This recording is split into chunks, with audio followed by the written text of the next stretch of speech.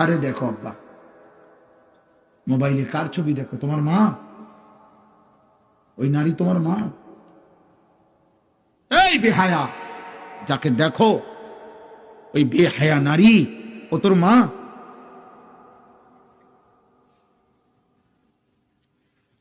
একটা অসভ্য যুবক কল্পনা কর না ফরমান, তোর মাকে যদি কেউ এমন দেখে,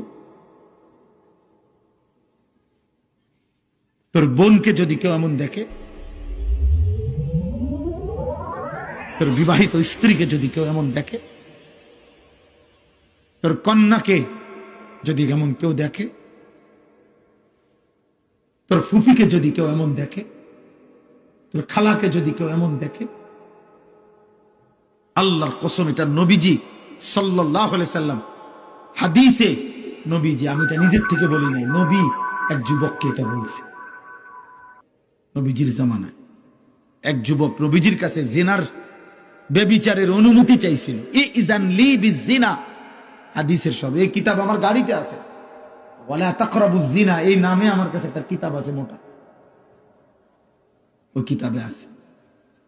যুবক বলছে, ইয়া রাসূলুল্লাহ, আমাকে জিনার, ব্যভিচারের, লজ্জাস্থানের হারাম ব্যবহারের অনুমতি দেন। নবীজি বলছে, যুবক শোনো তো।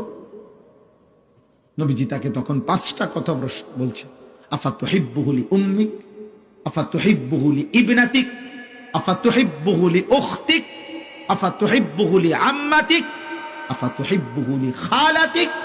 যুবক, তুমি কি পছন্দ করো তোমার মায়ের সাথে কেউ জিনা করুক, তোমার মেয়ের সাথে কেউ জিনা করুক, তোমার বোনের সাথে কেউ জিনা করুক, তোমার খালার সাথে কেউ জিনা করুক, তোমার ফুফির সাথে কেউ জিনা করুক?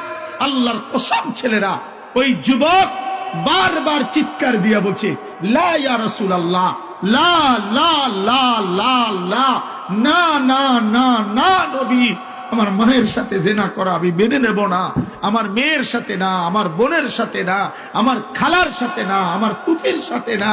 আল্লাহর নবী বললেন, ওয়ালান নাসু লা ইউহিব্বুনাহু লিউম্মাহাতিহিম ওয়া বানাতিহিম ওয়া খালাতিহিম ওয়া আম্মাতিহিম ওয়া আখাওয়াতিহিম। তাহলে যুবক, কোন মানুষও চায় না তার মায়ের সাথে কেউ জিনা করুক, তার মেয়ের সাথে কেউ জিনা করুক, তার বোনের সাথে কেউ জিনা করুক, তার ফুফুর সাথে কেউ জিনা করুক, তার খালার সাথে কেউ জিনা করুক।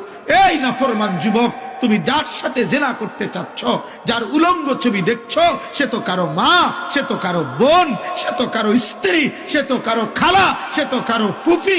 ওই মানুষটা তো তোকে মেনে নিবে না রে বাপ।